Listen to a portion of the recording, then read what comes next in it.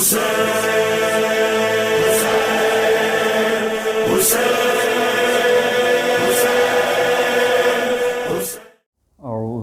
بالله من الشيطان اللعين الرجيم.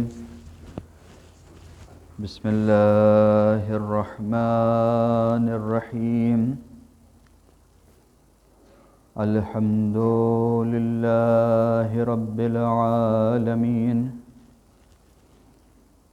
والصلاة والسلام على أشرف الأنبياء والمرسلين، سيدنا ونبينا ومولانا أبي القاسم محمد، اللهم صل على محمد وآل محمد،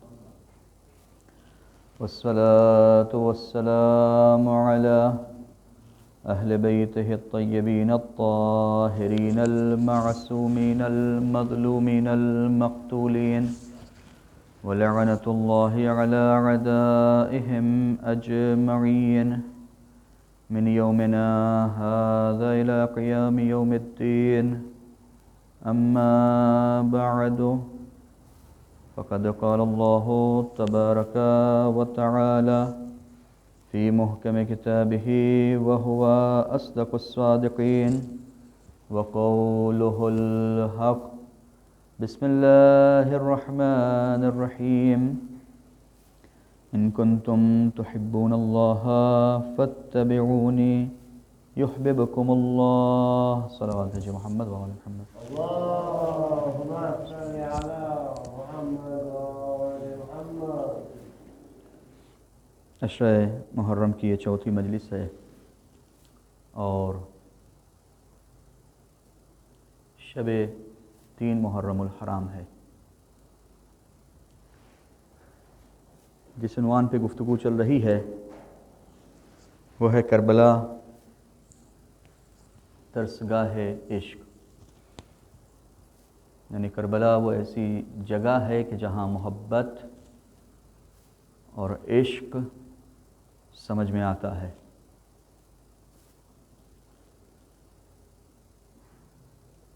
جب انسان کسی سے عشق کرنے لگتا ہے، محبت کرنے لگتا ہے، اور ایسے سے محبت کرنے لگے کہ جس کے بارے میں یقین ہو کہ وہ ہمارے نقصان میں کوئی بھی کام نہیں کرے گا، تو پھر ایسی صورت میں چونچرا نہیں کیا جاتا، ایسی صورت میں اف اینڈ بٹس نہیں ہوتا، بلکہ انسان جو ہے جب یہ سمجھ لیتا ہے کہ اس نے جو بھی فیصلہ کیا ہوگا صحیح فیصلہ کیا ہوگا، اس پر پورا بھروسہ ہو گیا، تو پھر کوئی بھی اف اینڈ بٹس یہاں پر قابل قبول نہیں ہے، بلکہ اب صرف اطاعت چاہیے.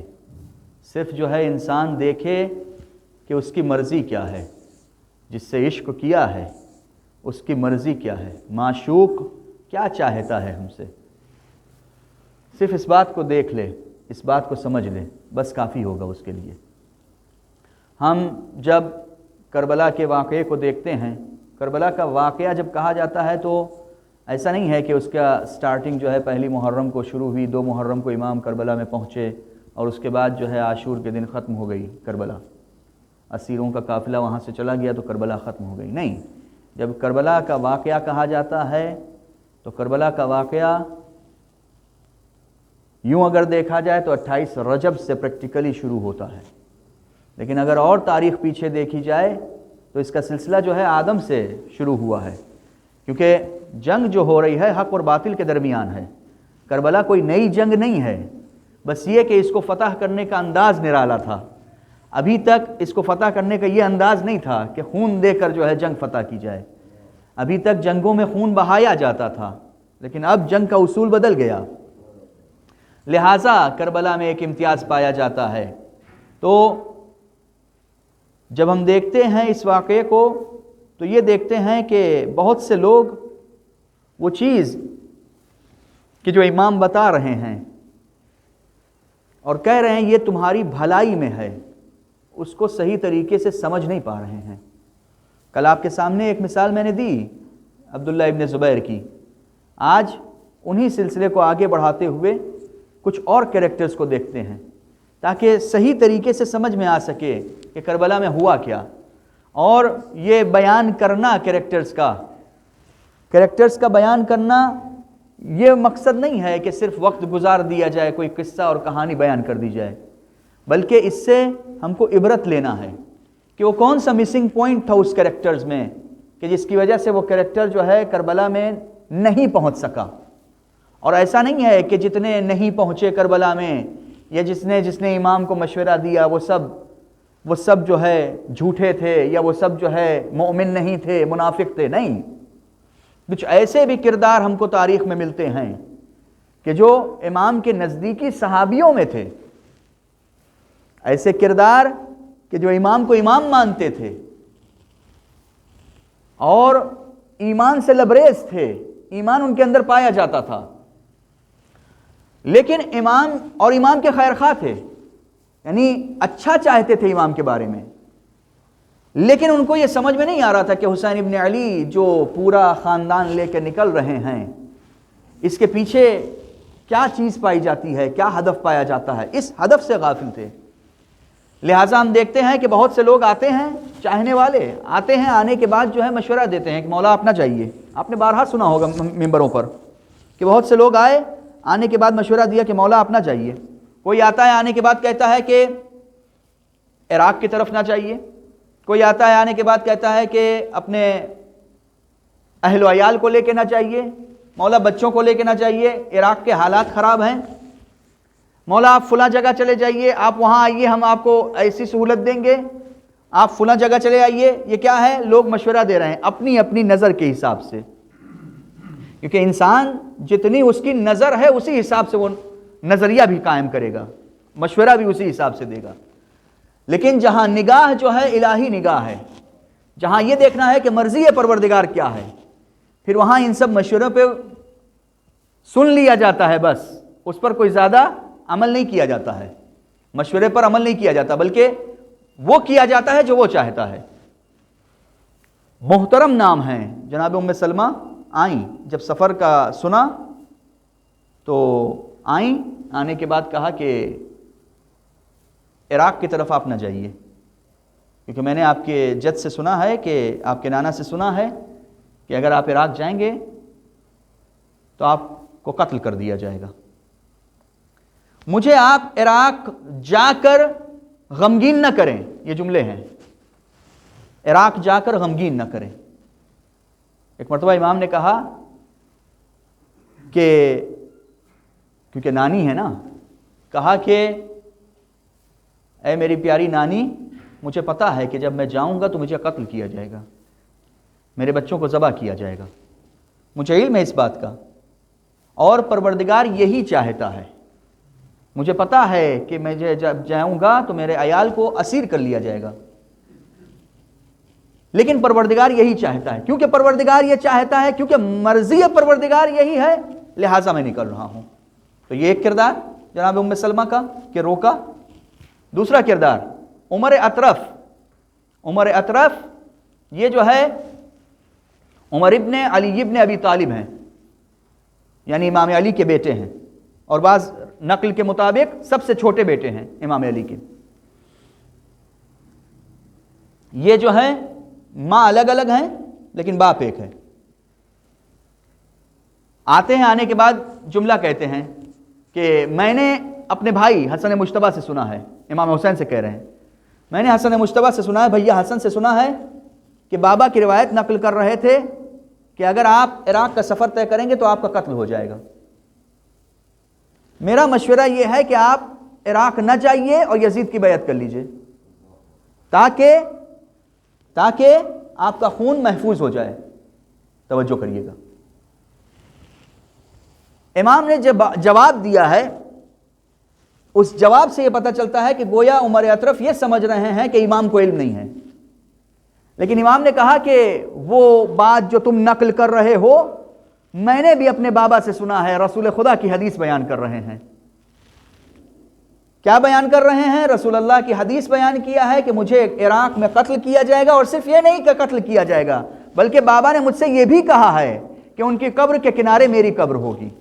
نجف و کربلا کا فاصلہ دیکھیے، ان کی قبر کے نزدیک میری قبر ہوگی، یعنی صرف یہیں تک علم نہیں ہے، بلکہ مجھے یہ بھی پتا ہے کہ میری قبر کہاں ہوگی۔ صرف یہی علم نہیں ہے کہ مجھے قتل کیا جائے گا۔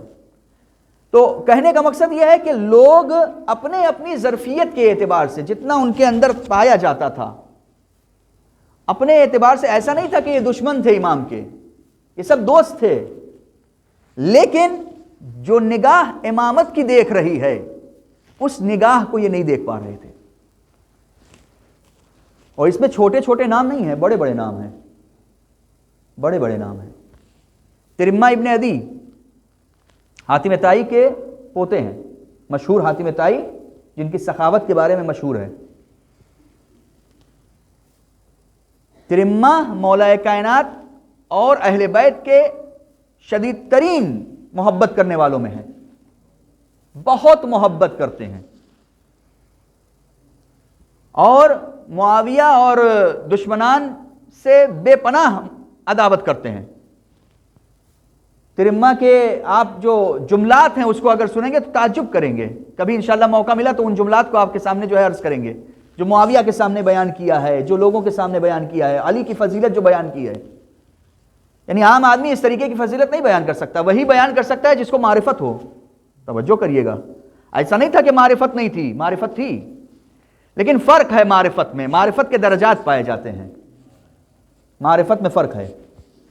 ترمہ امام حسین علیہ السلام سے ملاقات کرتے ہیں، میں ترتیب کا خیال نہیں رکھ رہا ہوں کہ کچھ پیغام مجھے دینا ہے، اس وجہ سے میں ترتیب کا خیال نہیں رکھ رہا ہوں۔ تو ترمہ کہتے ہیں کہ مولا آپ جو ہے ہمارے وطن چلیے، وہاں پہاڑ کے نیچے جو ہے ایک جگہ ہے، وہاں پر آپ قیام کریے 10 دن، میں 20,000 کا لشکر آپ کے لیے فراہم کروں گا۔ یہ کیا ہے؟ محبت ہے امام سے، یہ نہیں ہے کہ نفاق پایا جا رہا ہے، خدا نخواستہ، محبت ہے امام سے۔ میں 20,000 کا لشکر آپ کے لیے فراہم کروں گا، پھر آپ قیام کریے گا۔ لیکن امام نے صراحت کے ساتھ بتا دیا کہ میری نگاہ کس چیز کو دیکھ رہی ہے۔ مقصد یہ نہیں ہے کہ سر قلم کر دیا جائے اور حکومت حاصل کر لی جائے، مقصد یہ ہے کہ اس راہ میں خون بہنا ہے۔ یعنی اب ظلم اس حد تک پہنچ چکا ہے کہ بغیر خون بہے ظلم کا مقابلہ نہیں کیا جا سکتا۔ اب جب ترمہ نے دیکھ لیا، توجہ کریے گا، توجہ کریے گا، ترمہ نے جب یہ محسوس کر لیا کہ اب امام اپنا ارادہ نہیں بدلیں گے اور امام اپنے ارادے میں مستحکم ہے، تو ترمہ نے امام کا ساتھ دینے کا فیصلہ کیا۔ توجہ کریے گا، توجہ کریے گا، امام کا ساتھ دینے کا فیصلہ کیا، لیکن امام سے رخصت طلب کی، اجازت طلب کی۔ مولا اتنی اجازت دے دیجئے کہ میں جاؤں اور اپنے گھر والوں کے لیے آذوقہ فراہم کر دوں، یعنی اپنے گھر والوں کے کھانے پینے کا بندوبست کر دوں۔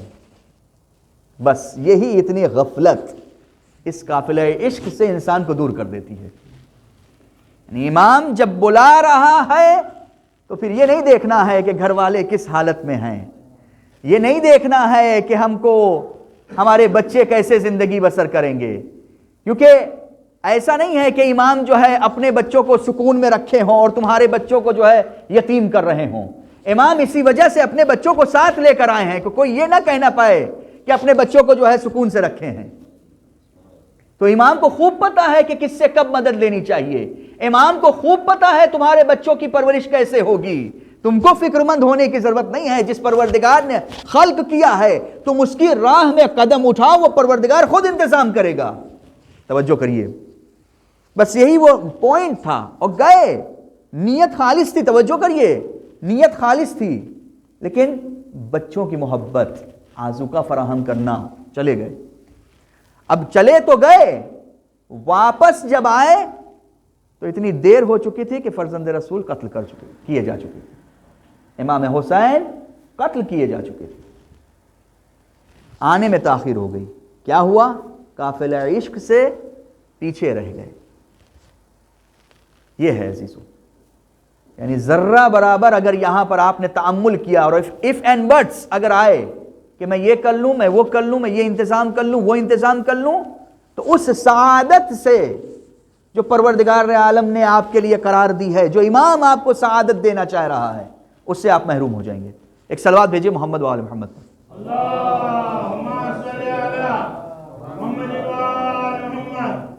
ایک اور کردار عبداللہ بن حر جعفی کا ہے۔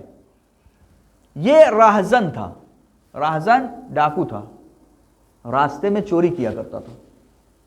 عجیب ہے، امام کی نظر اس پر پڑتی ہے اور امام اس کو دعوت دیتے ہیں کہ میرے ساتھ ہو جاؤ، اور یہ کہہ کر دعوت دیتے ہیں کہ اے عبداللہ، تم نے بہت گناہ کر رکھے ہیں اپنی زندگی میں،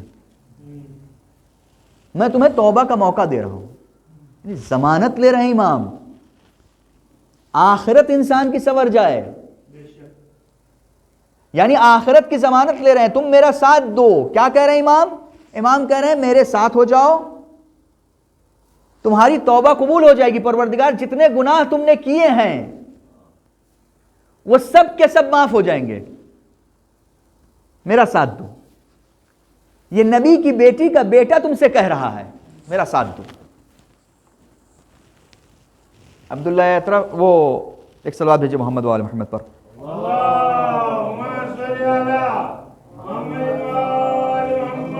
عبداللہ کہتے ہیں، عبداللہ جعفی یہ کہتے ہیں، عبداللہ ابن حر جعفی یہ کہتے ہیں کہ میں جانتا ہوں کہ آپ کا جو ساتھ دے گا اس کو دنیا اور آخرت میں سعادت ملے گی۔ اللہ اکبر، اعتراف ہے اس بات کا کہ جو امام کا ساتھ دے گا اس کو دنیا اور آخرت میں سعادت ملے گی، سعادت مند ہوگا۔ لیکن میں یہ جانتا ہوں کہ اگر کوئی آپ کا ساتھ دے گا تو مجھے پتا ہے کہ میرے وطن والے یعنی کوفے والے، کوفے کا رہنے والا تھا، جو میں نے وہاں پر لشکر دیکھا ہے آپ کے لیے، جو بھی آپ کا ساتھ دے گا قتل کر دیا جائے گا، لہٰذا میں آپ کا ساتھ نہیں دوں گا۔ صراحت کے ساتھ منع کر دیتا ہے، میں آپ کا ساتھ نہیں دوں گا۔ اس کے بعد توجہ کریے، کہتا ہے مولا یہ میرے گھوڑے، یہ میرا بہترین گھوڑا ہے کہ جو جنگ میں کبھی بھی پیچھے نہیں رہتا، ہمیشہ آگے رہتا ہے، یہ میری تلواریں، یہ زرہ، یہ سب کچھ میں آپ کے لیے فراہم کر رہا ہوں، آپ جنگ کو جا رہے ہیں یہ استعمال کریے۔ امام نے کہا عبداللہ مجھے تمہاری ضرورت ہے، مجھے اگر تلوار اور زرہ اور ان سب چیزوں کی ضرورت ہوتی تو بغیر تلوار اور زرہ کے ایک اکیلے عباس علمدار کافی تھے، لشکر کو فتح کرنے کے لیے ایک اکیلے عباس علمدار کافی ہیں، مجھے لشکر نہیں فتح کرنا ہے، مجھے تمہاری روح چاہیے، تمہاری روح کو میں آخرت کی سیر کرانا چاہ رہا ہوں، میں تمہاری روح کو پرواز دینا چاہ رہا ہوں، میں تم کو جو ہے بلند مقام عطا کرنا چاہ رہا ہوں، رکھو تمہارا گھوڑا بھی اپنے پاس رکھو، تمہاری تلوار بھی اپنے پاس رکھو۔ اب ذرا تاریخ کو ملاحظہ کریے، امام نے سب سے کہا جو کوفے نزدیک ہوتے، جیسے جیسے کربلا نزدیک ہوتے جا رہے تھے، سب سے کہتے جا رہے تھے اتنی دور چلے جاؤ، جس سے امام نے کہا کہ میرا ساتھ دو اور ساتھ نہیں دیا، اس سے امام نے کہا کہ اتنی دور چلے جاؤ کہ میری آواز استغاثہ تمہارے کانوں میں نہ آئے، کیونکہ اگر میری آواز استغاثہ تمہارے کانوں سے ٹکرا گئی اور تم میری نصرت کے لیے نہیں آئے تو پھر قیامت کے دن پچھتاؤ گے، قیامت کے دن پھر کوئی تمہارا سہارا نہیں ہوگا، پھر جہنم تم واصل ہو جاؤ گے۔ لہٰذا آپ تاریخ دیکھیے، کربلا کے واقعے کے بعد سب سے پہلا شخص کہ جو کربلا میں امام حسین علیہ السلام کی قبر کے پاس آیا ہے وہ یہی عبداللہ ابن حر جعفی ہے، یہی عبداللہ جو اپنے گھوڑے دے رہا تھا، یہی عبداللہ جو راہزن تھا، جس کو امام توبہ کی طرف دعوت دے رہے تھے، جس کو امام اپنی نصرت کی طرف دعوت دے رہے تھے، یہی عبداللہ تھا۔ لیکن آپ تاریخ کی کتابیں اٹھا کے دیکھ لیجئے، کسی ایک تاریخ کی کتاب نے نہیں لکھا ہے کہ یہ زائر امام حسین ہے، کسی ایک کتاب نے یہ نہیں لکھا کہ یہ امام حسین کا پہلا زائر ہے۔ جہاں پر بھی آپ کو تاریخ میں ملے گا پہلا زائر جابر ابن عبداللہ انصاری بتایا گیا ہے۔ اس کا مطلب یہ ہوتا ہے کہ زیارت صرف کربلا میں حاضر ہونے کا نام نہیں ہے، بلکہ زیارت یعنی معرفت کے ساتھ کربلا میں حاضر ہونا، یعنی یہ جاننا کہ یہ جس کی قبر کے پاس آئے ہیں یہ میری ہر ادا سے واقف ہے، میرے ہر کام کو دیکھ رہا ہے، مجھے جانتا ہے اچھی طریقے سے، اب جب میں اسے سلام کروں گا تو یہ میرے سلام کا جواب بھی دے گا۔ اس معرفت کے ساتھ جو ہے کربلا کی زیارت کرنا، لہٰذا یہ زائروں میں اس کا شمار نہیں ہوتا۔ ایک صلوات بھیجئے محمد و آل محمد پر۔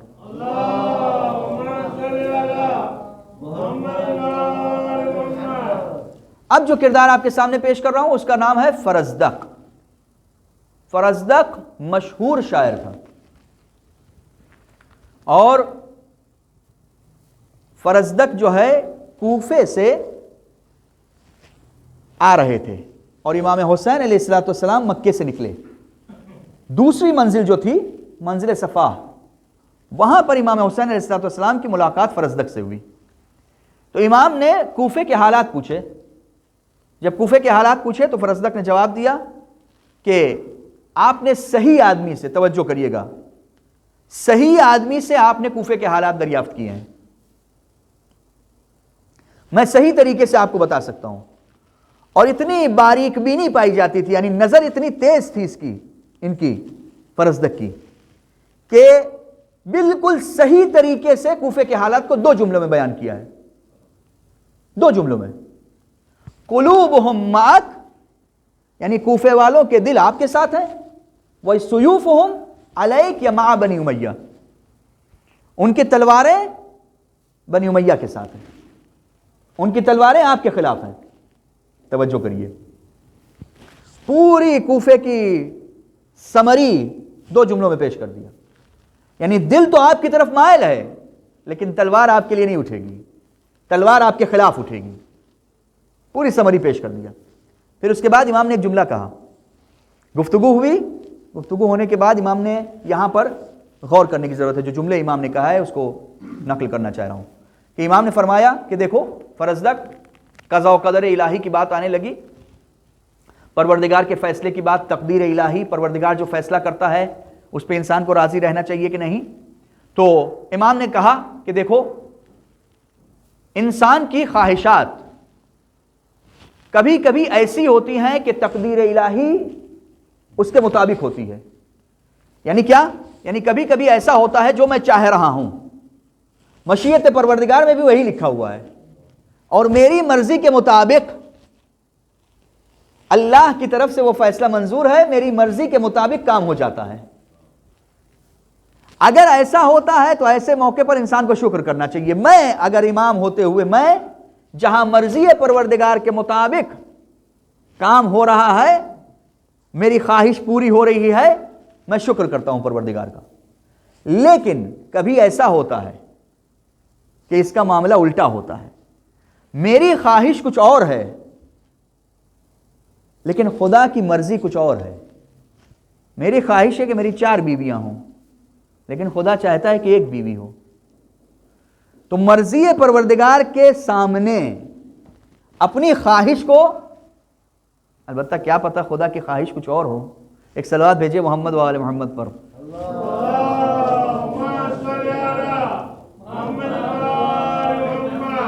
تو جب ایسا موقع آ جاتا ہے کہ جب میں یہ محسوس کرتا ہوں کہ میری خواہش کے مخالف جو ہے پروردگار عالم کی مرضی ہے، تو وہاں پر میں صبر کرتا ہوں، وہاں پر تقوی الہی اختیار کرتا ہوں، وہاں پر میں اپنے خواہشات کو روک لیتا ہوں۔ بس یہاں پر یہ غور کرنے کی ضرورت ہے کہ انسان جب زندگی گزار رہا ہے تو توجہ کرتا رہے کہ جو خواہشات اس کی ہے کیا پروردگار بھی اس خواہشات پر راضی ہے کہ نہیں؟ کیا ہر وہ خواہش جو دل میں پائی جاتی ہے اس کو انسان کو پورا کر لینا چاہیے، اس کو انسان کو حاصل کر لینا چاہیے، یا یہ بھی دیکھنا چاہیے کہ ہمارے زمانے کا امام اس خواہش سے راضی ہے بھی کہ نہیں؟ یہ توجہ ہونا چاہیے انسان کی، ہر لمحہ زندگی میں اس چیز کی طرف توجہ رہنا چاہیے کہ ہمارے زمانے کا امام آیا ہماری خواہش سے راضی ہے کہ نہیں، اور اپنی خواہشات کو اس کی مرضی کے مطابق جو ہے ڈھالتے چلے جائیں۔ بس یہی فلاح ہے، یہی کامیابی ہے، اسی میں انسان کی نجات ہے۔ ایک صلوات بھیجئے محمد و آل محمد پر۔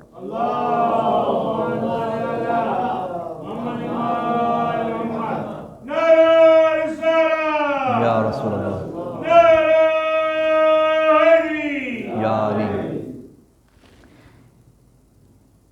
یہی فرزدق امام سے گفتگو ہوئی، امام سے پوچھا کہ آپ نے حج کے سفر کو کیوں جو ہے چھوڑ دیا، حج کیوں انجام نہیں دیا؟ امام نے کہا کہ مجھے جو ہے گرفتار کر لیا جاتا اگر میں حج کرتا، لہٰذا میں نے حج کو ترک کر دیا۔ اب یہاں پہ توجہ کریے اور غور کرنے کی ضرورت ہے۔ میں نے حج کو اس وجہ سے ترک کر دیا کہ مجھے گرفتار کر لیا جاتا۔ فرزدق نے امام سے کچھ سوالات پوچھے، اس کے بعد امام کا ساتھ چھوڑ دیا اور حج کے لیے نکل گئے۔ میرا سوال ہے یہاں پر رک کر کہ ایسے مرحلے پر انسان کی ذمہ داری کیا ہوتی ہے؟ حج بھی انسان کے اوپر واجب ہے اور امام وقت ہیں وہ حج کو چھوڑ رہے ہیں، تو انسان کی ذمہ داری کیا ہوتی ہے؟ اچھا، ایک دوسرا سوال، یہ سب مسائل پہ غور کیا کریے، تھوڑا سا ڈیپ میں جایا کریے، تھوڑا سا توجہ کرنے کی ضرورت ہے۔ ایک اور سوال، جناب عباس علمدار، جناب علی اکبر، جناب اون محمد، جناب قاسم اور جتنے ساتھی امام کے ساتھ تھے جو مکے سے ساتھ نکلے تھے، سب جوان تھے نا؟ امام قافلے میں تھے، بیوی بچے ساتھ تھے، امام کی جان کو خطرہ تھا؟ ہاں تھا، امام کی جان کو خطرہ تھا، تبھی امام نے مکے کو چھوڑا، کیونکہ اگر سوراخ میں بھی ہوتے تب بھی بنی امیہ نکالتے اور قتل کر دیتے، تو جان کو خطرہ تھا امام کو۔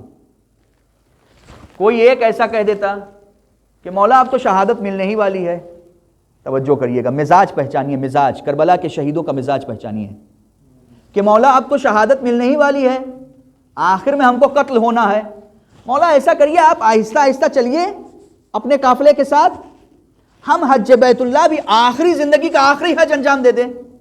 قربان جائیں شہدائے کربلا کی معرفت پر، جانتے ہیں کہ امام کون سا فیصلہ کب کر رہے ہیں، جانتے ہیں کہ یہ مقام وہ مقام نہیں ہے کہ جہاں انسان خود اجتہاد کرے، خود اپنی عقل لگائے، جانتے ہیں کہ امام جو بھی فیصلہ کر رہے ہیں وہ صحیح فیصلہ ہے، لہٰذا آپ کربلا کی تاریخ اٹھا کر دیکھ لیجئے، جتنے شہدائے کربلا ہیں کہیں پر آپ کو یہ نہیں ملے گا کہ کسی شہید نے امام کو مشورہ دیا ہو مولا ایسا نہیں ایسا کر لیجئے۔ جتنے صحابی تھے سب کے سب، جتنے شہداء تھے سب کے سب، جو امام کہتے جا رہے چاہے دل کچھ اور کہہ رہا ہو لیکن اطاعت کی منزل پر ہیں، ذرہ برابر حرف اعتراض نہیں، ذرہ برابر یہ نہیں کہہ رہے ہیں کہ میری مرضی یہ ہے، میں یہ چاہتا ہوں ایسا کر لیجئے ویسا کر لیجئے، نہیں، امام جو کہہ رہے ہیں، امام جو چاہ رہے ہیں، بس اور بس۔ فرزدق نے یہیں پر غلطی کر دی کہ حج بیت اللہ کی طرف نکلے۔ اب سنیے، ایک صلوات بھیجئے محمد و آل محمد پر۔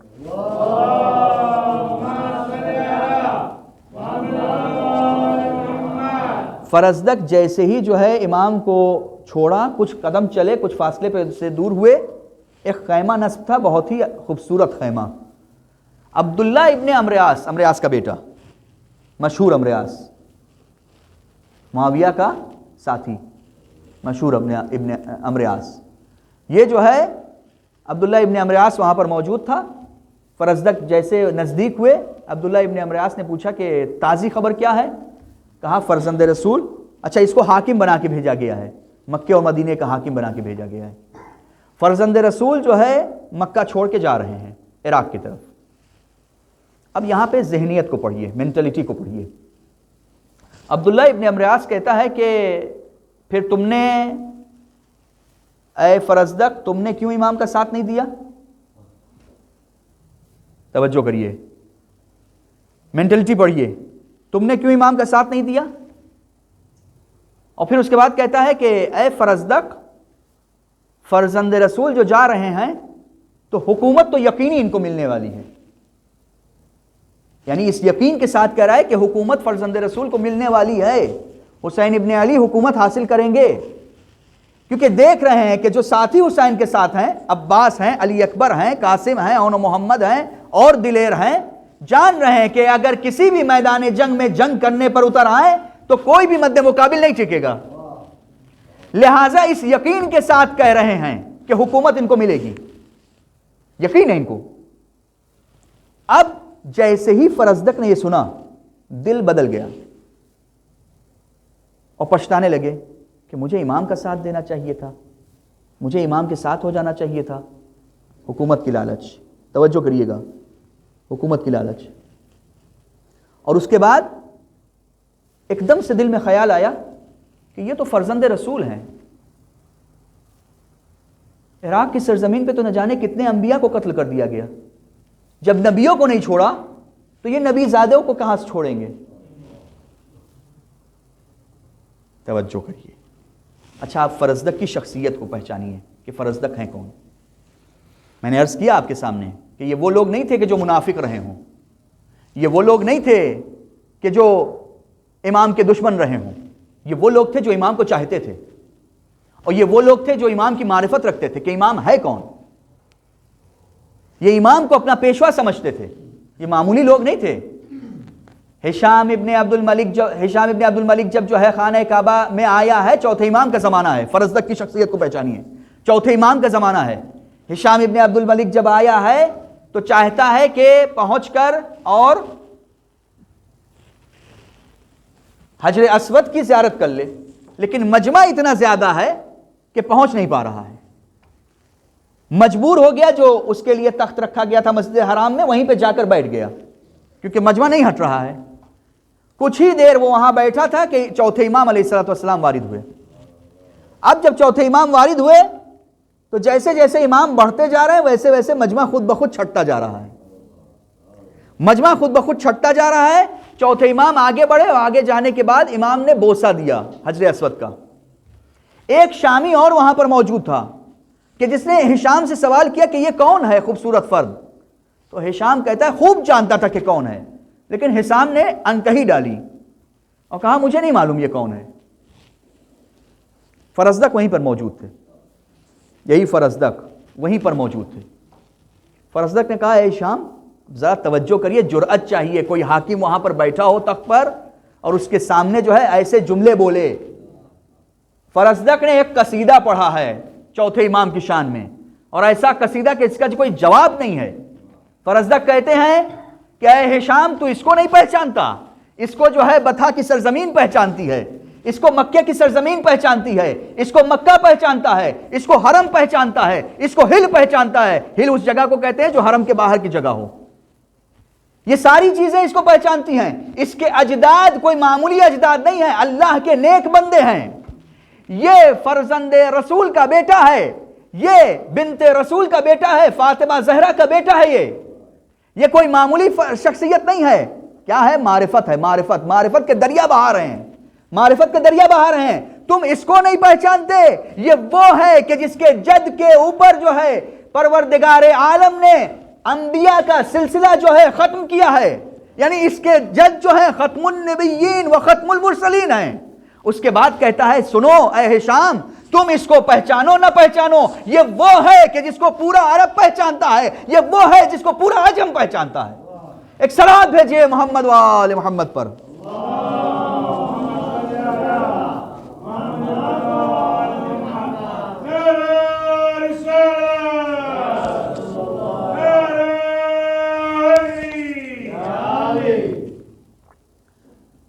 یہ ہے فرزدق, اور یہ معارف کے اشعار فرزدق بہا رہے ہیں. لیکن کیا زندگی زیادہ پیاری ہے.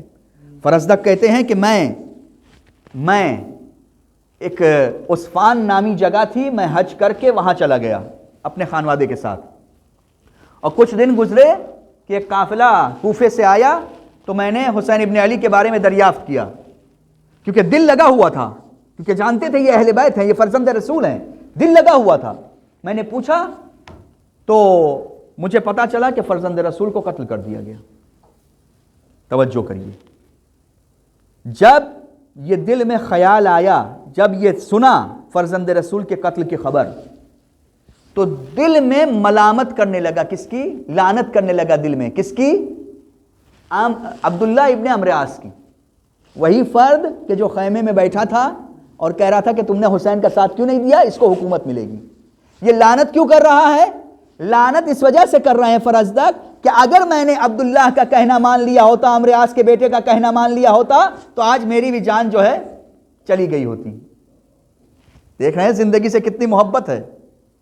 آج میں بھی قتل کر دیا گیا ہوتا۔ یہ زندگی سے محبت انسان کو کبھی کبھی فنا کر دیتی ہے۔ سعادت اخروی سے زندگی کی محبت انسان کو، وہ سعادت جو شہداء کربلا کو ملی، اس سعادت سے محروم ہو گئے۔ معارف کے دریا بہائے لیکن اس سعادت سے محروم ہو گئے۔ نظر ثانی کرنے کی ضرورت ہے ہم لوگوں کو اپنے کردار پر۔ ایک صلوات بھیجیے محمد و آل محمد پر۔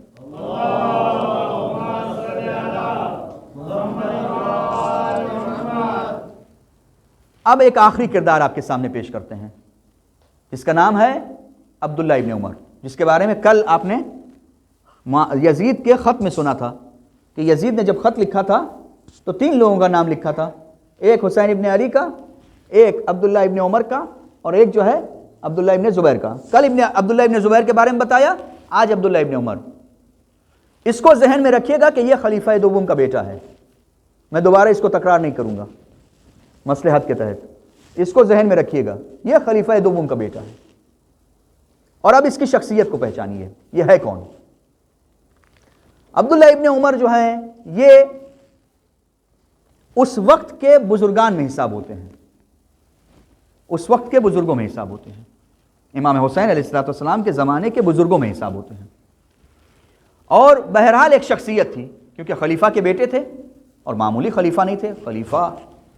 خلیفہ کے بیٹے تو معمولی خلیفہ تو تھے نہیں، تو اب ان کے بیٹے تو یہ بھی معمولی نہیں ہوں گے۔ یہ جو ہے امام علی علیہ السلام جب ظاہری خلافت پر آئے تو انہوں نے بیعت کرنے سے انکار کر دیا۔ سب نے بیعت کی، 8 لوگوں نے بیعت نہیں کی۔ 8 لوگوں میں یہ بھی تھے، انہوں نے کہا میں علی کے ہاتھوں پر بیعت نہیں کروں گا۔ کیوں بیعت نہیں کروں گا؟ جب تک پوری عالم اسلام بیعت نہ کر لے، کیونکہ علی کی بیعت میں لوگوں کو اعتراض ہے، بعض لوگ علی کی بیعت نہیں کر رہے ہیں اور اسلام میں درار پڑ رہی ہے، لہٰذا میں علی کی بیعت نہیں کروں گا۔ جب تک پوری عالم اسلام بیعت نہیں کر لے گی، میں آخری فرد رہوں گا۔ توجہ کریے گا، میں آخری فرد رہوں گا کہ جو علی کے ہاتھ پر بیعت کرے گا۔ اب یہ ساری چیزیں آپ نوٹ کرتے جائیے۔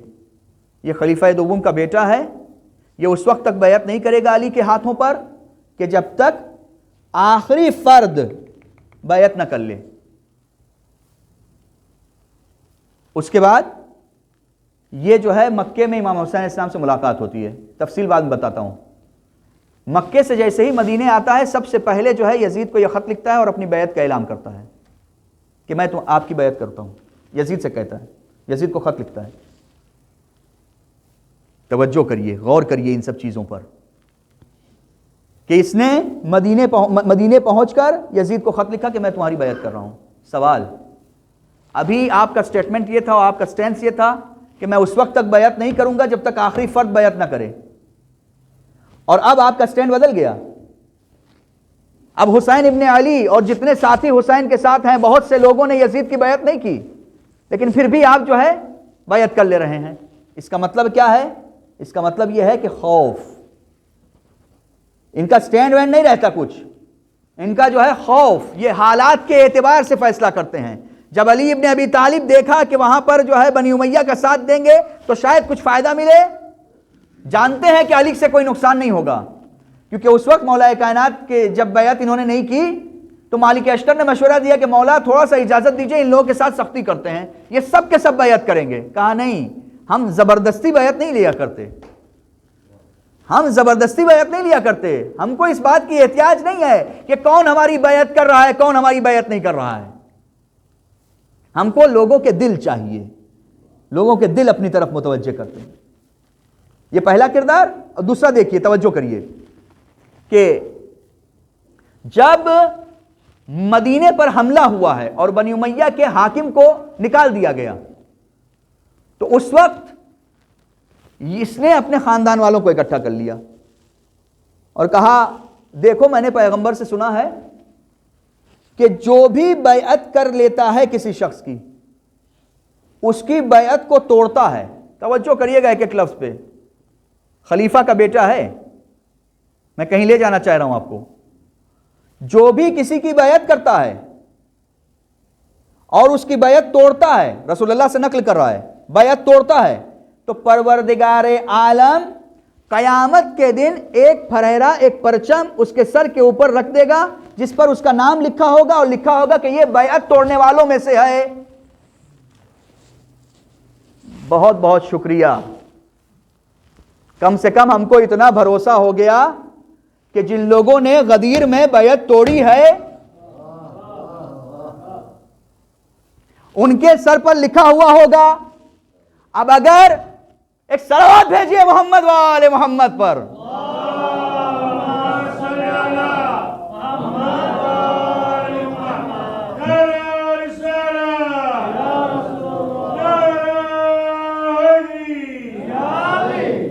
دست ادب جوڑ کے صرف ایک جملہ کہیں کہ آپ کو اپنے والد کے بارے میں کیا خیال ہے.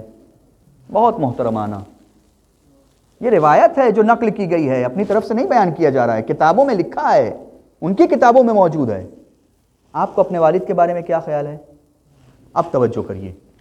یہ عبداللہ ابن عمر حجاج ابن یوسف ثقفی کے زمانے میں امام حسین علیہ السلام نے جب ان کو دعوت دی تو اس نے بیعت کرنے سے انکار کر دیا.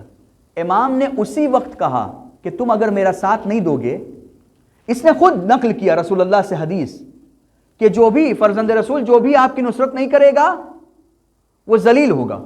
اس نے خود نقل کیا ہے. جب میں یہیں پہ بیان کر دوں, ایک صلوات بھیجے محمد والے محمد پر.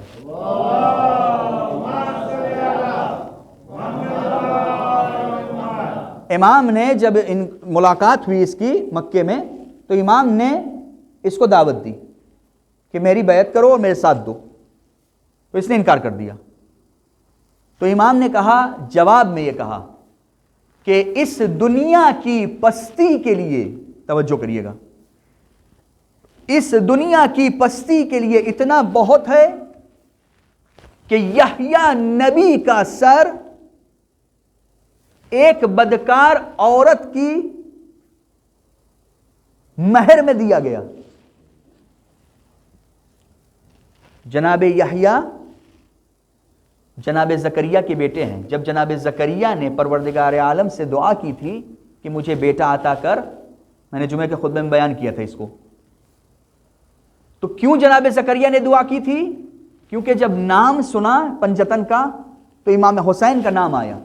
جب امام حسین کا نام آیا, یہ بات وہاں نہیں عرض کیا تھا جمعے کے خطبے میں, جب امام حسین کا نام آیا تو ایک مرتبہ دل میں عجیب کیفیت آ گئی.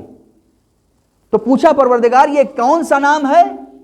تو کہا یہ میرے آخری حبیب کے نواسے کا نام ہے جس کو بے دردی کے ساتھ قتل کر دیا جائے گا. اس وقت جناب زکریا نے یہ دعا کی پروردگار سے کہ پروردگارا مجھے بھی ایک ایسا ہی بیٹا عطا کر, اور بعد میں جو مصیبتیں اس کے اوپر پڑنے والی ہیں تیرے آخری حبیب کے بیٹے کے اوپر پڑنے والی ہے, وہ ساری مصیبت میرے بیٹے پہ پڑے, تاکہ مجھے وہ درد محسوس ہو سکے جو تمہارے حبیب کو ہوگا. اس درد کو میں محسوس کرنا چاہ رہا ہوں. تو جناب زکریا کی دعا قبول ہوئی اور یحییٰ جیسا بیٹا ملا. اور اب مجھ سے سوال کیا گیا تھا جب میں نے پڑھا وہاں پر کہ وہ کون سی سملیرٹیز تھی کہ جو جناب یحییٰ اور جناب زکریا میں پائی جا رہی تھی, کیونکہ یہاں پر امام حسین علیہ السلام نے عبداللہ ابن عمر کے سامنے جناب یحییٰ کا ذکر کیا ہے, لہٰذا میں یہیں پر اس سملیرٹیز کو بیان کر دے رہا ہوں. پہلی ان دونوں کی ولادت 6 مہینے میں ہوئی ہے. پوری دنیا میں کوئی بھی انسان ایسا نہیں ہے جس کی ولادت 6 مہینے میں ہو, سوائے جناب زکریا یا جو ہے جناب یحییٰ, معذرت جناب یحییٰ اور امام حسین علیہ السلام. صرف ان دو بچوں کی ولادت جو ہے 6 مہینے پہ, ورنہ 6 مہینے میں کوئی بچہ جو ہے زندہ نہیں رہتا اگر اس کی پیدائش ہو جائے. صرف یہ 2 بچے ہیں. یہ دونوں بچے وہ ہیں کہ جن کی ولادت سے پہلے پیشین گوئی کی گئی, بشارت دی گئی. جناب یحییٰ کو بھی بشارت دی گئی کہ جناب زکریا کو بشارت دی گئی کہ اے زکریا تم کو ایک بیٹا ہم دیں گے جس کا نام ہوگا یحییٰ. اور رسول خدا کو بھی بشارت دی گئی, جناب فاطمہ کو بھی بشارت دی گئی کہ تم کو ایک بیٹا نصیب ہوگا. اور دونوں کا نام پروردگار نے انتخاب کیا. یعنی یحییٰ بھی پروردگار نے نام انتخاب کیا ہے، اور ادھر سے امام حسین علیہ السلام کا نام بھی پروردگار نے انتخاب کیا ہے رسول کے ذریعے سے۔ اور دونوں کی خصوصیت یہ ہے کہ دونوں کے پیشانی پر نور پایا جاتا تھا، پیشانی چمکتی تھی دونوں کی، اور اس کے ساتھ ساتھ دونوں کو بے دردی کے ساتھ قتل کیا گیا۔ جناب یحییٰ کو کیسے قتل کیا گیا؟ جناب یحییٰ کے زمانے میں ایک بادشاہ تھا، شرابی کبابی، اور اتنا بدکار تھا کہ اس کو ایک بدکارہ عورت سے، ایک زناکارہ عورت سے عشق ہو گیا۔ اس عورت نے اپنے مہر میں جناب یحییٰ کا سر مانگا۔ شراب کے نشے میں اس نے حکم دے دیا کہ جناب یحییٰ کو قتل کر دیا جائے، اور جناب یحییٰ کو قتل کر دیا گیا، اور جناب یحییٰ کا سر جو ہے اس بدکارہ عورت کے سامنے پیش کیا گیا۔ اور جو بادشاہ تھا، یہ ایک اور سملیرٹی ہے کہ جس طریقے سے امام حسین علیہ السلام کے قتل ہونے کے بعد امام حسین علیہ السلام نے نیزے پر قرآن کی تلاوت کی ہے، اسی طریقے سے جناب یحییٰ جب قتل کر دیے گئے، جب ان کا سر پیش کیا گیا تو بادشاہ کی ملامت کی ہے کہ اے بادشاہ تو اپنے مقصد تک نہیں پہنچے گا۔ یعنی دونوں کو سر کٹنے کے بعد دونوں نے گفتگو کیا ہے، اور پیغمبر نے کہا ہے کہ ان دونوں کے قاتل جو ہے جہنم میں دونوں کا ٹھکانہ ایک ہوگا۔ یہ اتنی سملیرٹیز آپ کے سامنے بیان کر دی۔ ایک صلوات بھیجے محمد و آل محمد پر۔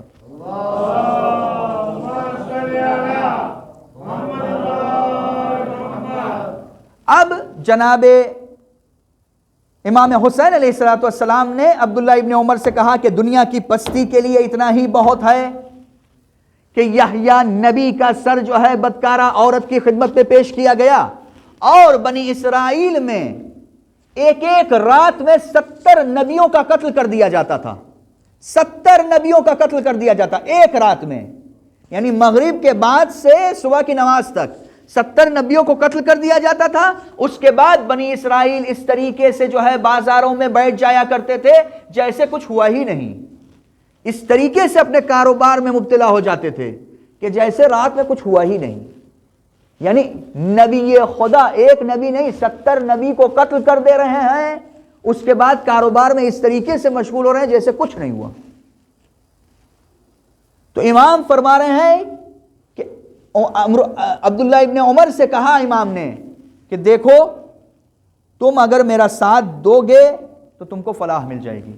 اس وقت عبداللہ ابن عمر نے کہا کہ میں ساتھ نہیں دے سکتا۔ توجہ کریے گا، ایک دم صاف، اور یہ بھی جملہ ساتھ میں کہا، یہ جملہ کہا کہ میں ساتھ نہیں دوں گا، لیکن میں نے پیغمبر سے سنا ہے کہ جو بھی آپ کا ساتھ نہیں دے گا وہ ذلیل ہوگا۔ اللہ اکبر، خود ہی نقل کر رہے ہیں کہ میں نے پیغمبر سے سنا ہے کہ آپ کو قتل کر دیا جائے گا، اور جو آپ کا ساتھ نہیں دے گا وہ ذلیل ہوگا۔ اب ذلت دیکھیے، حجاج ابن یوسف ثقفی کے زمانے میں راتوں رات جب حجاج آیا ہے تو راتوں رات اس نے سفر طے کیا، اور حجاج کے گھر میں گیا، رات کی تاریکی ہے، سونے کا وقت ہے، اس نے حجاج کا دروازہ کھٹکھٹایا۔ حجاج اس عالم میں ہے کہ لیٹا ہوا ہے، اس کو کوئی کسی بات کی کوئی خبر نہیں ہے۔ اچانک پتہ چلا کہ عبداللہ ابن عمر خلیفہ دوم کے بیٹے آئے ہیں۔ دروازہ کھولا گیا، کیا کرنے آئے ہو؟ کہا بیعت کرنے آیا ہوں، کیونکہ میں نے سنا ہے نبی سے کہ جو بھی اپنے زمانے کے امام کی بیعت نہیں کرے گا وہ جہالت کی موت مرے گا، لہٰذا میں نے سوچا کہ اگر صبح ہو جائے تو کہیں ایسا نہ ہو کہ مجھے موت آ جائے اور میں آپ کی بیعت سے محروم رہ جاؤں۔ حجاج کون ہے؟ سب سے بدترین ظالم، جس نے ظلم کی انتہا کر دی ہے۔ اب یہ آگے بڑھا، دیکھیے جو علی کے ہاتھوں بیعت نہیں کرنا چاہتا، جو حسین کے ہاتھوں بیعت نہیں کرنا چاہتا، وہ کس طریقے سے رسوا ہوتا ہے۔ جب وہ آیا حجاج کے سامنے اور حجاج سے کہا میں آپ کی بیعت کرنا چاہتا ہوں، تو حجاج نے کہا کہ سنو، رات بہت ہو گئی ہے، ٹھنڈ بہت زیادہ ہو رہی ہے، میں اپنا ہاتھ باہر نہیں نکال سکتا، یہ میرا پیر موجود ہے، میرے پیر کو اگر تم بیعت کرنا چاہو تو کر لو۔ یہ جھکا اور جھکنے کے بعد پیروں کے بوسے دیے۔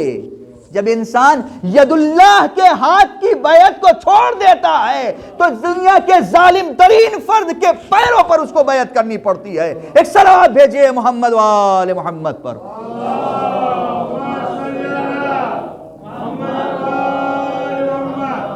نعرہ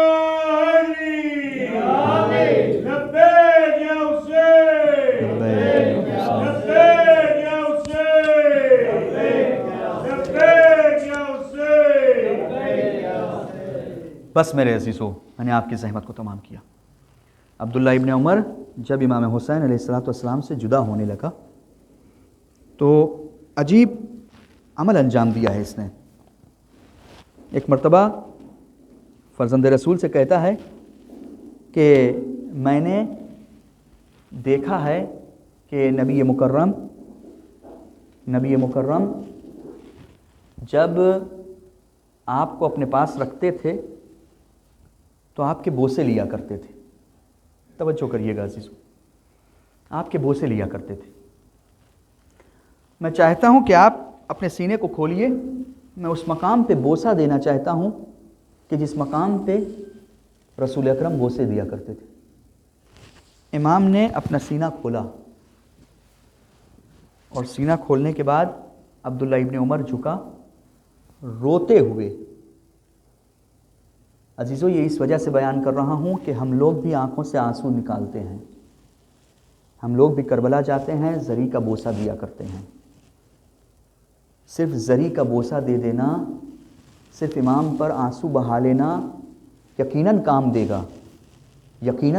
گا، لیکن وہ معرفت بھی ہونا چاہیے۔ جو انسان کو اپنے زمانے کے امام کی معرفت ہو، اس کے ساتھ جب وہ جو ہے بوسہ دیتا ہے تب یہ بوسہ فائدہ دیتا ہے۔ ورنہ اگر انسان کے دل میں امام زمانہ کی معرفت نہ ہو، اپنے زمانے کے امام کی معرفت نہ ہو، کوئی رابطہ اپنے زمانے کے امام سے نہ ہو، تو پھر انسان کو نقصان پہنچاتا ہے۔ اس نے اس مقام پر بوسہ دیا ہے جس مقام پر پیغمبر بوسے دیا کرتے تھے، اور پیغمبر کے بوسے حکمت سے خالی نہیں ہوتے تھے۔ پیغمبر بلا وجہ بوسے نہیں دیا کرتے تھے۔ پیغمبر کی جب ہم بوسوں کی تاریخ دیکھتے ہیں کہ پیغمبر نے کہاں کہاں بوسے دیے ہیں، تو ہم کو ملتا ہے کہ کبھی حسین کے لبھائے مبارک کے بوسے دیے، کبھی حسین کے گلوئے مبارک کے بوسے دیے، کبھی سینہ اطہر کے بوسے دیے، کبھی ہم کو تاریخ میں ملتا ہے کہ زہرہ مرضیہ کے سینہ مبارک کے بوسے لیا کرتے تھے۔ عزیزو، پیغمبر کے بوسوں کی وجہ سمجھیے کہ پیغمبر کیوں بوسے دے رہے ہیں۔ لوگوں کو بتانا چاہ رہے ہیں کہ دیکھو ان جگہوں پہ میں بوسے دے رہا ہوں، خیال رکھنا کہیں ایسا نہ ہو کہ ان جگہوں پر بعد میں تم اذیت پہنچاؤ۔ عزیزو، تاریخ میں یہ بھی ملتا ہے کہ جہاں جہاں پیغمبر نے بوسے دیے وہاں وہاں ظلم ہوا۔ سیدہ کو در و دیوار کے درمیان جب پیسا گیا تو اس وقت ایک کیل تھی کہ جو سیدہ کے سینہ اقدس پر پیوست ہو گئی۔ اب رسول کے بوسے کی وجہ سمجھیے کہ رسول کیوں بوسے دیا کرتے تھے۔ امام حسین کے گلوئے مبارک کا بوسے دے رہے ہیں، وجہ یہی ہے کہ اس گلوئے مبارک کو قتل کیا جائے گا، ذبح کیا جائے گا، کند خنجر اس گلے پر چلے گی۔ اب سمجھیے کہ کیوں حسین کے لبھائے مبارک کے بوسے دے رہے ہیں۔ ارے جب یزید نے بے ادبی کرنا شروع کی تو ایک مرتبہ ایک صحابی اٹھتا ہے، اٹھنے کے بعد کہتا ہے، اے یزید یہ تو کیا کر رہا ہے؟ ارے میں نے رسول کو دیکھا ہے کہ رسول ان دندان مبارک کے بوسے لیا کرتے تھے، رسول ان لبوں کے بوسے لیا کرتے تھے۔ عزیزو، سینہ مبارک کے بوسے اسی وجہ سے تو رسول نے لیا تھا کہ یہی وہ سینہ ہوگا جو سمو کے ذریعے سے پیس دیا جائے گا، ارے سینے کی ہڈیاں چور ہو جائیں گی۔ اجرکم اللہ، خدا آپ کو کسی غم میں نہ رلائے۔ آج زہیر کا تذکرہ کرنا چاہتا ہوں۔ زہیر امام کے ساتھ ساتھ ہیں، ساتھ ساتھ سفر کر رہے ہیں، لیکن تھوڑا سا فاصلے پر امام سے سفر کر رہے ہیں۔ زہیر عثمانی مسلک ہیں۔ ایک مرتبہ ایک مقام پر زہیر اور امام حسین علیہ السلام ایک جگہ پر ٹھہر گئے۔ امام نے اپنا قاصد بھیجا، زوجہ اور زہیر جو ہے غذا تناول کر رہے تھے۔ ایک مرتبہ زہیر کی زوجہ نے کہا کہ قاصد آیا ہے امام کا۔ کہا جس بات کا ڈر تھا وہی ہو گیا۔ کہا زہیر جاؤ سن تو لو، دیکھو کیا کہنا چاہتے ہیں۔ فرزند رسول نے تمہیں بلایا ہے، فرزند زہرا نے تمہیں بلایا ہے، جاؤ دیکھو حسین کہنا کیا چاہتے ہیں۔ زہیر گئے امام حسین کے پاس گئے، دونوں میں کچھ باتیں ہوئی اور نہ جانے امام نے کیا بتا دیا، نہ جانے کون سا مقام دکھا دیا کہ اب جب زہیر عثمانی پلٹ کر آئے ہیں تو اب عثمانی نہیں رہ گئے بلکہ زہیر حسینی بن گئے ہیں۔ ایک مرتبہ زہیر آتے ہیں، اپنی زوجہ سے کہتے ہیں کہ میں نے تمہیں آزاد کر دیا، میں نے تمہیں اپنی زوجیت سے آزاد کر دیا، میرا جتنا مال ہے میں تم کو دے دیتا ہوں۔ کہا عجیب ہے زہیر، اب تک تم عثمانی تھے تو اپنے ساتھ مجھے رکھے رہے، اب حسینی ہو گئے ہو مجھے آزاد کر دے رہے ہو۔ کہا سنو زوجہ، میں نے غلام اپنا تمہیں دیا، اپنی ساری ملکیت تمہیں دے دی، تمہارے حوالے کر دی۔ کہا مجھے بھی لے چلو۔ کہا سنو سنو سنو، عرب میں یہ دستور ہے کہ جو بھی دشمنی کرتا ہے، کوئی بھی عرب میں اگر دشمنی کرتا ہے اور دشمن کو قتل کرتا ہے تو بعد میں اس کی عورتوں کو جو ہے اسیر کر لیتا ہے۔ میں نہیں چاہتا میرے بعد تم اسیر ہو جاؤ۔ ایک مرتبہ زوجہ زہیر کہتی ہے زہیر تم نے انصاف نہیں کیا، ارے فرزند رسول کے ساتھ بھی تو رسول کی بیٹیاں ہیں۔ ارے اتنا سننا تھا، زہیر کو برداشت نہ ہوا، ایک مرتبہ غیرت جوش آئی، اے مومنہ کیا کہتی ہے، ارے وہ بناتے رسول ہے، وہ رسول زادیہ ہے، ارے تیرا کیا مقابلہ، وہ سیدانیہ ہے، ارے کس میں ہمت ہے جو ان کی طرف آنکھیں اٹھا کر دیکھے۔ میں کہوں گا اے زہیر ذرا شام غریبہ میں آنا، آ کر دیکھنا رسول زادیوں کے ساتھ کیا ہوا۔ بس عزیزو، زہیر نے اپنی زوجہ کو سمجھایا اور زوجہ کو رخصت کر دیا۔ پھر اس کے بعد عصر عاشور، ظہر عاشور، امام کے خدمت میں آ گئے اور اپنی جان پیش کرنے کے لیے امام نماز عشق ادا کرنا چاہ رہے ہیں۔ ایک عاشق ہے جو اپنے معشوق کے ساتھ راز و نیاز کرنا چاہ رہا ہے۔ زہیر نے کہا مولا آپ اپنی نماز کو ادا کریے، آپ اپنی نماز عشق کو ادا کریے، میں اپنی نماز عشق کو ادا کرتا ہوں۔ آپ کی نماز یہ ہے کہ آپ سجدے میں سر جھکائیے، میری نماز یہ ہے کہ ہر وہ تیر جو آپ کے لیے آئے گا میں اس کو اپنے سینے پر لوں گا۔ لو عزیزو، زہیر نے اپنی جان تو نثار کر دی، ظہر کی نماز تو امام نے ادا کر دی، لیکن میں دست ادب جوڑ کے کہوں گا اے زہیر ذرا عصر عاشور آؤ، تمہارا امام جو ہے اپنے پروردگار سے، اپنے معشوق سے ایک سجدہ عشق کرنا چاہ رہا ہے۔ ظالم کا کند خنجر ہے، حسین کی پشت گردن ہے، ارے تیرا ضرب مارے ظالم نے۔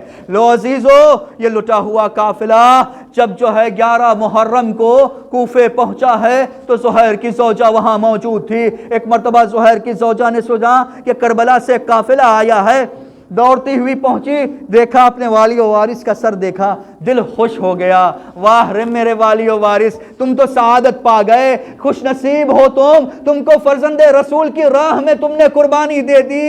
ابھی مبارکباد دے ہی رہی تھی کہ کچھ دیر بعد ایک مرتبہ زینب ام کلثوم پہ نظر پڑی، دیکھا زینب ام کلثوم بے مکنا و چادر اسیر ہے، ہاتھوں میں رسن بستہ ہے، والی و وارث کی طرف رخ کیا، اے میرے والی و وارث، ارے تم تو سرخرو ہو گئے لیکن مجھے سیدہ سے تو نے شرمندہ کر دیا۔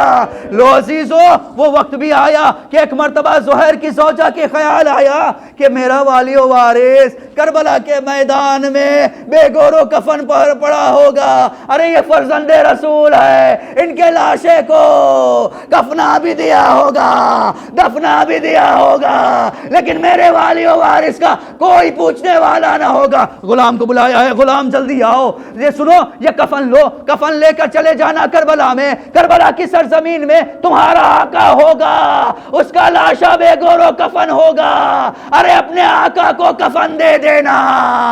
ارے میرے غلام، اگر تم یہ کام کر دو گے تو میں تمہیں آزاد کر دوں گی راہ خدا میں۔ اتنا کہنا تھا، غلام کو رخصت کر دیا اور بالائے چھت گھر کے اوپر آ گئی، انتظار کر رہی ہیں کہ اب غلام گیا ہوگا، اب اپنے آقا کو غسل دیا ہوگا، کفن دیا ہوگا، اب غلام پلٹ رہا ہوگا۔